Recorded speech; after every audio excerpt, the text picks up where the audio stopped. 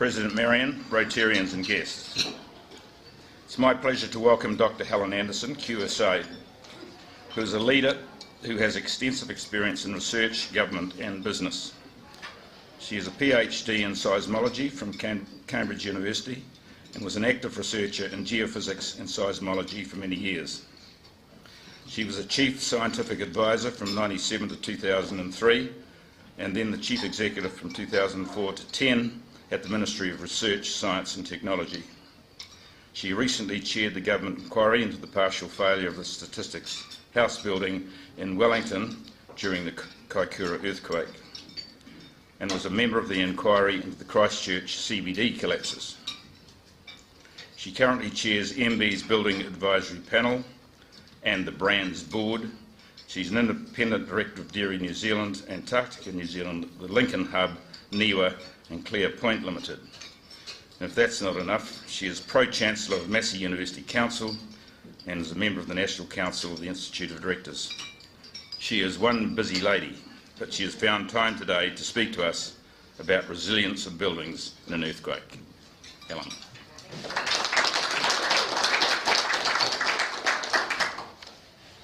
Kia ora tātou. Well, it's great to be here and actually I see a lot of good friends and colleagues here, so thank you for inviting me. Now Denzel, where's Denzel? He wants to know, am I speaking loud enough for you? All right, a bit higher? Okay, got it.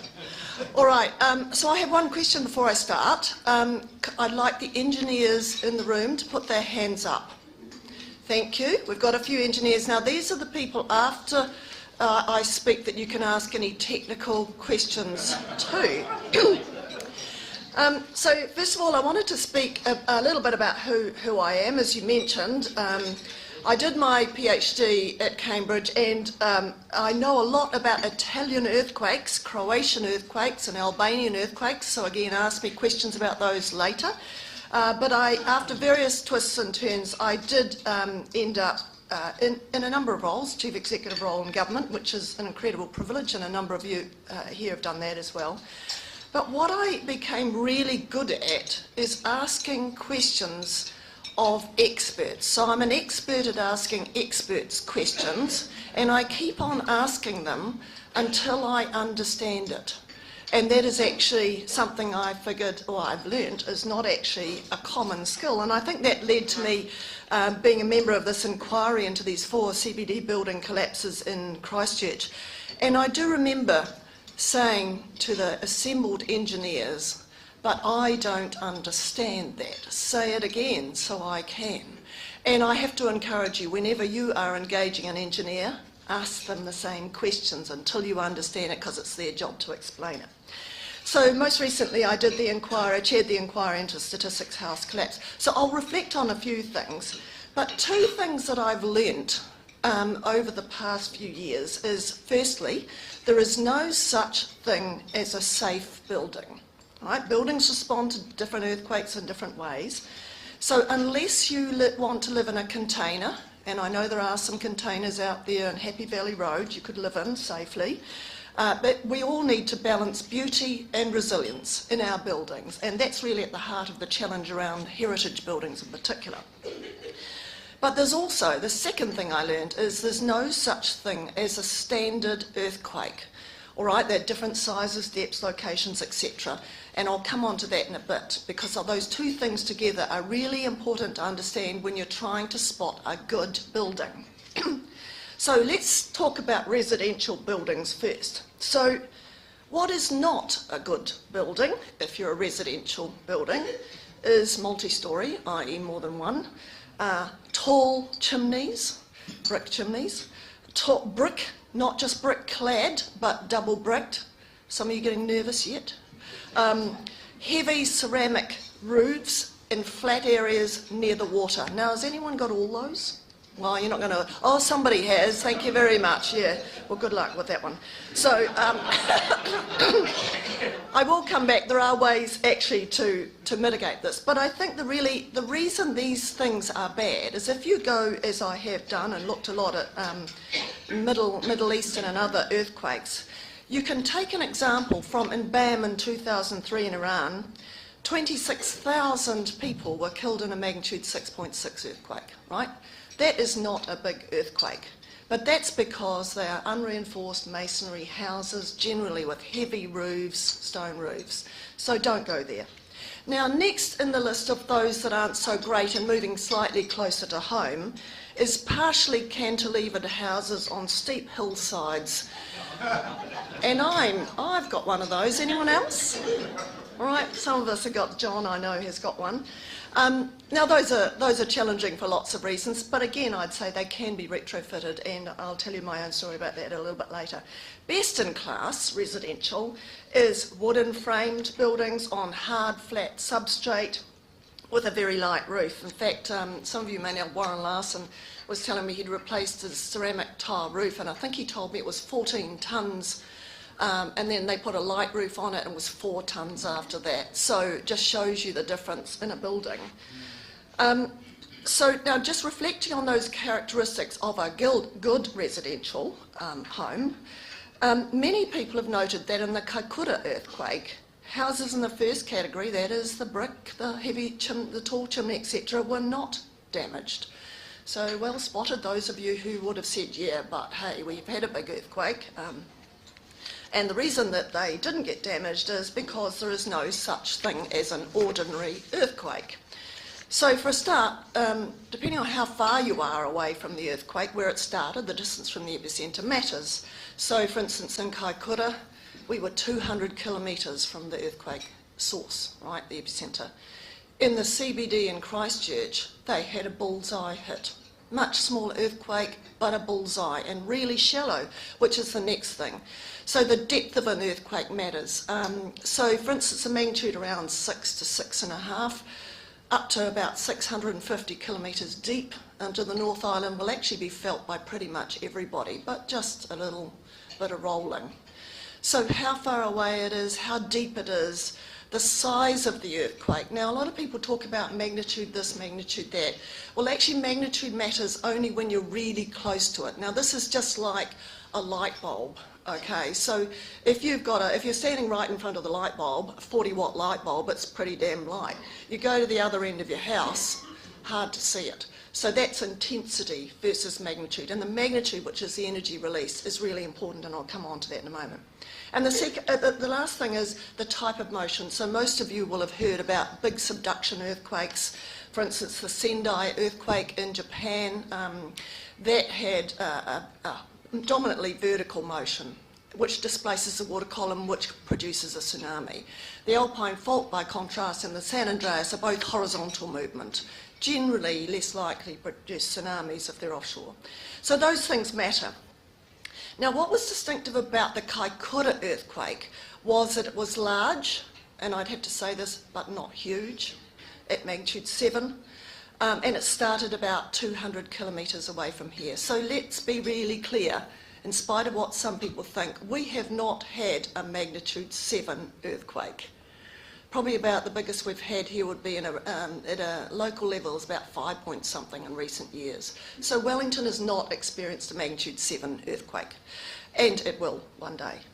But that meant, and I need a demonstration here, handy glass of water. One of the things that happens in big distant earthquakes is you get rolling motion. So people say, oh, that was a rolling earthquake. And if you get a smaller earthquake nearby, you get a lot of short, sharp shaking. And in fact, if you're a seismologist, you start counting the moment you feel something. You go 1, 2, 3, 4 seconds between the P and the S wave. That you multiply that by 8, that says about 32 kilometres away. So, you know, just a tip for you. So what happens? So what happens in short, sharp earthquakes? This is how buildings respond. So you might get a short, sharp earthquake like this.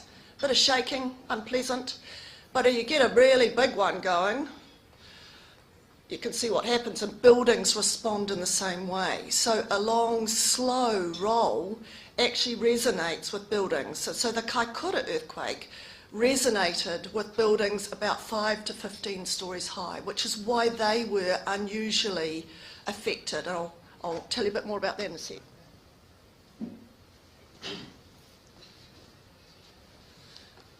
So let's talk then about multi-storey buildings. Now, they are much harder to spot in terms of a good building, and even engineers can't do it. And I'll tell you my quick story about engineers here. Forgive me, Roger and others. But when I was on one of these inquiries, I said to the team, so explain to me why this building here, which we've analysed, we know why this collapsed. This one next to it, built at about the same time, didn't collapse. Why? And this guy said, well, we can't tell you that because we haven't analysed that building. I said, well, come on, guys. No, you walk down Featherston Street. What are you looking for? What is it that you're saying is important here? There was a long silence, and this particularly droll engineer said, we don't walk down Featherston Street.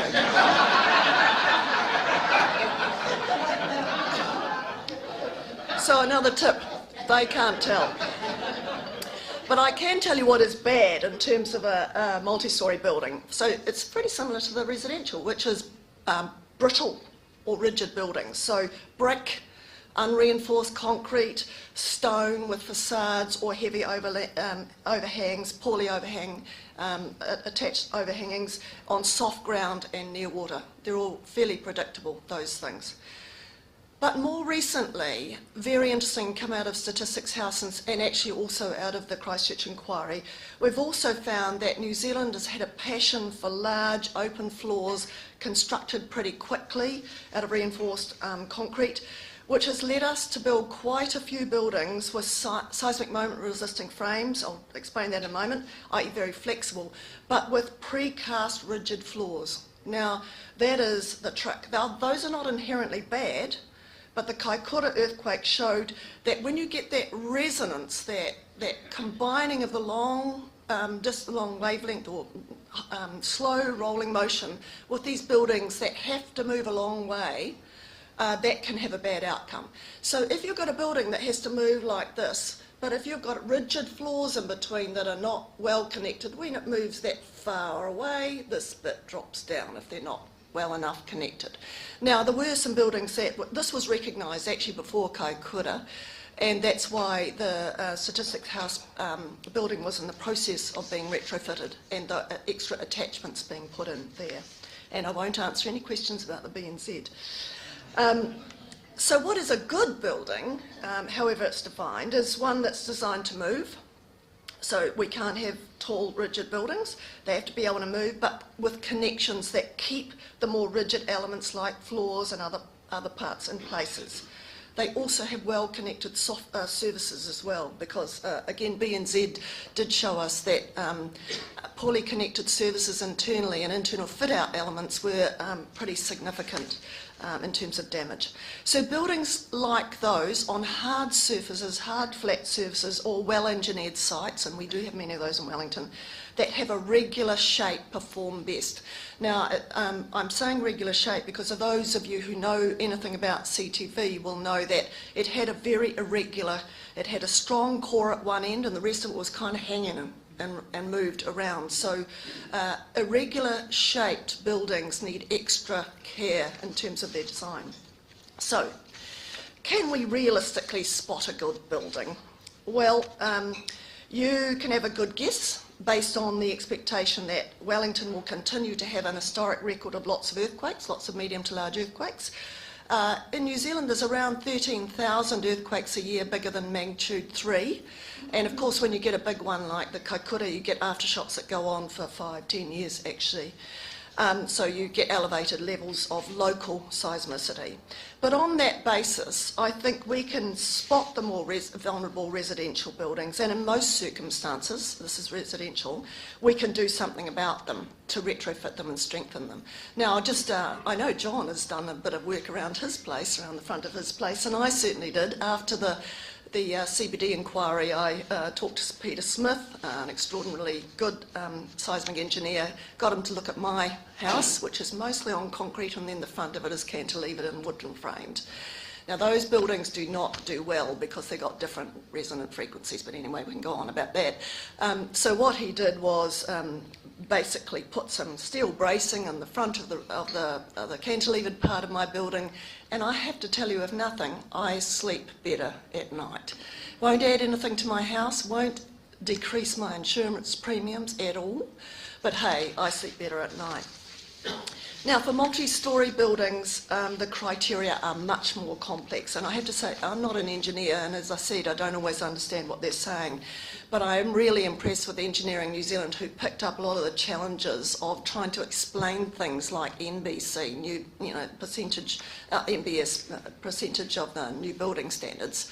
And they are doing a lot of very impressive work, and I can point you to some, if you're interested in more information, point you to some that they've put out recently. But what I do know is that earthquake, like many, or actually compared to many other earthquake-prone countries, we have some very important features here, which mean that we have very few fatalities compared to the size of our earthquakes. One of those is we have very low levels of corruption. Now that might sound extremely odd, but actually buildings that are designed to be built like this are actually built like this. Now that's not anything to be taken for granted, as some of the recent Christchurch issues have demonstrated. We also have a really impressive engineering profession who we should celebrate. And the other thing which is very interesting is we have low population density but very high levels of social cohesion as well. And if you go to some of these other countries where there are extremely high levels of fatalities, and we're seeing some with tsunamis and other things, when you've got high population densities, it's much harder to have that level of social cohesion to recover from any earthquakes. But all of that means that even for earthquakes like Kaikoura and Christchurch, we have those relatively low levels of fatalities. And while no engineer will ever use, there's a particular swear word that engineers have, and it starts with S. Does anyone know what it is? Safe. No engineer will ever tell you a building is safe, because it depends on the criteria, except they always say it depends on, sort of like lawyers really. So no engineer will ever describe their building as safe, but I think we have great reason to think that our buildings aren't half bad. Thank you.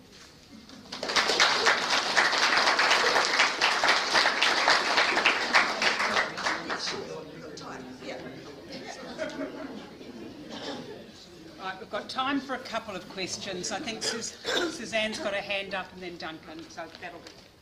Helen, I think just about everybody in this room will sit on a board, whether it's a volunteer board or whatever. What questions should we be asking when the rent renewal comes up of the landlord? That's a really good one. I'm trying to think about what's not repeatable outside this room. I have certainly been on boards where we have, after the earthquake, asked for an immediate assessment process, and the landlord said, yeah, you can have it, and it says it's fine. And then I've gone back and said, I want to see the detailed engineering assessment, so you do need to understand what that means. And then they come back and you look at that and go, that was done before the earthquake. So there's some really dodgy stuff that goes around landlords here, so I would suggest that you get someone who is an engineer, who understands how to read engineering reports, and really check that the assessment of the building has been done after the most recent significant earthquake. I'll tell you a very quick story, sorry Marion, but, so one of the boards I'm on, at one stage we had this urgent thing, we had to sign up this new building and great new lease, etc, etc. And I said I'd like to see the engineering report on this building. This is before Kaikoura. It came back and it was terrible. It was just terrible. There were stairways that needed, they said, the landlord said, yeah, but we'll do all that, you know. And I said, I want to put on record my objection to this building. Well, you can imagine there were a few management people sticking pins in me. We didn't go into that building, and I am really proud to say that the day after the Kaikoura earthquake, the chief executive rang me and said, that building has been condemned. Thank you. Ask the questions until you understand the answers, and if you don't understand them, ask an engineer. Duncan. Do you know whether we can trust base isolators after the defence building? Well, I don't know what happened in the defence building. I don't know, was it base isolated? I believe so. Okay, all right. Well, I would be asked, so that's been a very interesting building, so we haven't heard a lot about what was happening in it, and there've been some others around Wellington that have quietly disappeared. However, I think if you're looking at the kind of measures you can take to give more confidence in a building's response in an earthquake, then base isolation is worth it. Why it's particularly worth it is your building is less likely to be damaged in that event so that you can rebuild it. So there's a whole lot of subtlety around percentage new building standards, etc., that relate to, the current code relates to safety of getting out of the building, people surviving in the building. Now people are saying that's outrageous, we should be able to rebuild the building and fix it. That's not the case. But base isolation, I believe, is actually another kind of tool in your armoury to make your building recoverable. Thanks. Reece.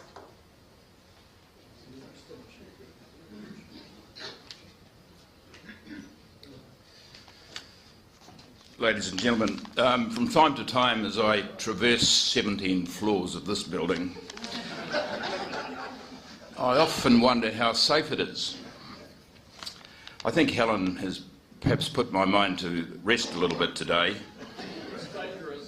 but I'm still hoping that we don't get a magnitude 7.